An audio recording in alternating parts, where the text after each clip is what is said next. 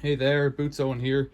This is a different kind of video perhaps, a little show and tell about what's in this box. Another channel from Yorkshire, Haxby Shed, recently purchased one of these things at an auto jumble, but he doesn't have all of the accessories, and so I said in the comments if you'd like me to show you my one, maybe it'll help you out. A bizarre box with a funny lip on it. It's difficult to see, but it says Smiths across here, almost, yeah, S-M-I-T-H-S, Smiths. This one's damaged, but these things tend to be. A natty little box, I think. Brass catch, hinged at the back, underneath the felt. I wonder, does it... You can see it's a two brass hinges there as well. And here it is within. A Smiths tachometer. This one has E6047 to the rear, an adjusting screw, a locking bar, so it's locked if it's like that, and it's open if it's like that, and you can see it flicking as I do it. I've left it locked. It has three ranges, 200, 2000 and 20,000, 200 being the maximum. So I could turn that over to 200 or turn it down to 2000. That much was clear, and if you check out Paul's video on his channel Haxby Shed, and I'll put a link to it here, perhaps, then you'll see him testing this in operation and comparing it to a digital dealie like this. And these things are pretty good, I reckon. They're far easier to use and set up than one of these, but it depends on your mood, I guess. I think you could put a clamp on here. I think this collar is probably a certain size. In fact, with the calipers, let's just check what that is. It looks more than ½ inch to me.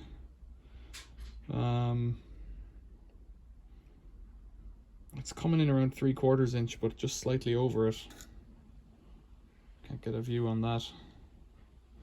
Just slightly over 3/4 inch. Looks smaller than that to me.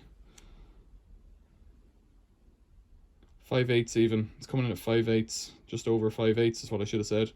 16.5 mil, something like that. So that's a bizarre, I don't know that is a dimension then in that case, but it looks like that's the only place you could clamp it on. Either that or you use it in the palm of your hand. Now, this is what we were looking for. Paul has this, he knows about that. My one has a bit of damage there. He bought his for £5 if I recall, and I'm sure I didn't pay much more than that for this one. Maybe more actually, I don't know. Now here within is the instructions plate, directions for use. So if you're going between 0 and 200 RPM, you set the scale, or you use this, you read off the scale. So if you're clicking, if you have it set to 200 here, you read directly off the scale up to 200. If you're on the 2000 range, you multiply the scale by 10, and if you're on the 20,000 range, you multiply the scale by 100. That's relatively self-explanatory. Don't use it out of its range, so don't put it on high speed when it's on low. Seems pretty sensible. I'm not sure why, but I might just go mental inside, I guess. Select range by setting red arrow to knob on the knob to the required figure. So that's up there. I'm not being pedantic about my instructions or overly simple for Paul's benefit. I'm just doing it because this is as it comes to me. Use rubber driving centers for high-speed ranges. So here's a rubber cone. I'll take the dimensions of these presently. And there's a rubber cone-shaped cup. So you could push that against the end of a shaft, or you could push this into the end of a tube, and the rubber should give you some degree of slippage. This rubber it's not perished insofar as it's cracked, but it's perished insofar as it's gone very, very hard. But that's the way that is. So use the rubber cones for high-speed ranges. Without the cones, you're just left with this pointed triangle feature. Not triangle, but it's like a pyramid, but it only has 3 sides, if that makes sense, looking from above. And the shaft has this pin sticking out the side. That shaft looks like 1/4 inch, but I've been wrong before today. It's just under it's just over 1/4 inch.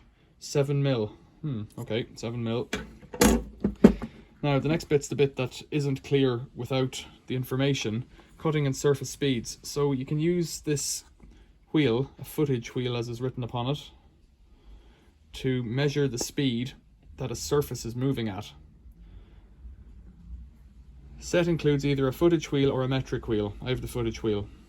Using the footage wheel, indicated speed divided by 2 is equal to feet per minute.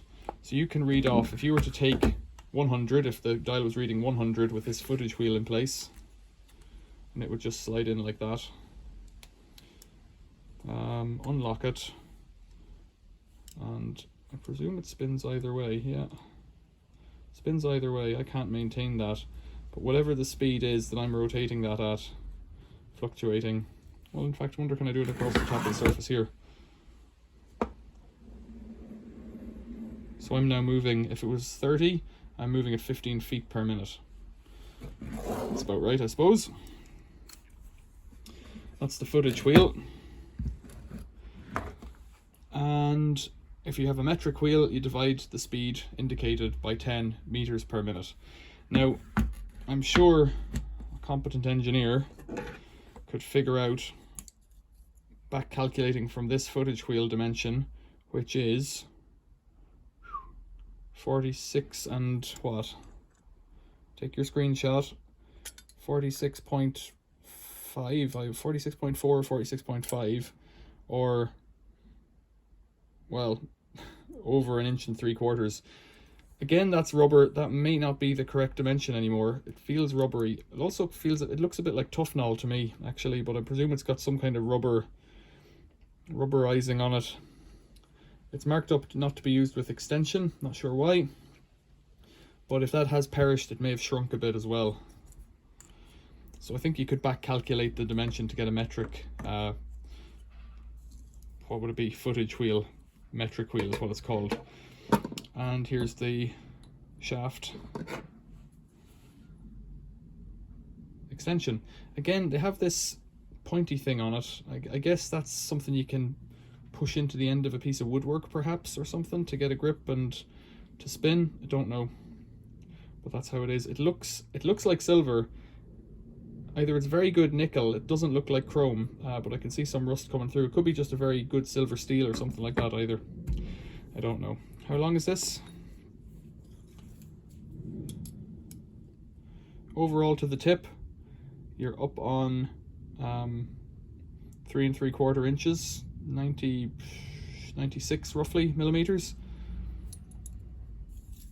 It's the footage wheel that's the most interesting, because you can then, well, I believe the footage wheel will be most interesting to Paul, because then he can either create one or make a metric wheel. So the inside of that,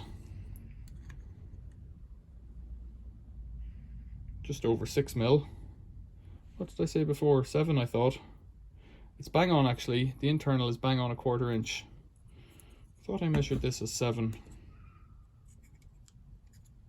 It is 7 down here, or thereabouts.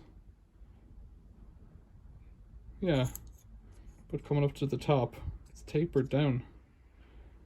And you're, no, again, I'm getting 7 on it. So how could that be? And there would only be 6 inside. Yeah, look at that. Okay, so the shaft is 7, but the internals here must have a bit of spring to open up when it's pushed on, so that it fits snug. They must have a bit of spring to open up. There's no other way about it.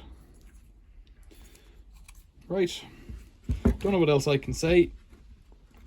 Beyond that, I'll lock it up for while it's in the box, put the footage wheel back there, and take a screenshot if you wish.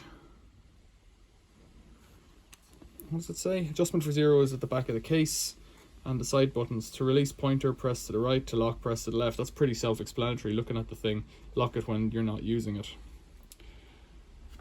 Great. The little Smiths, what does it say on it? Smiths Industrial Instruments, London Northwest 2. Smiths made clocks. They made everything for cars and all that kind of clock type gauges. WTC is marked on my case. Don't know what that means. Technical college, something technical college perhaps. Questions or comments, leave them below. Subscribe to the channel if that's your thing. Seems to be important. Thanks for watching. See you later.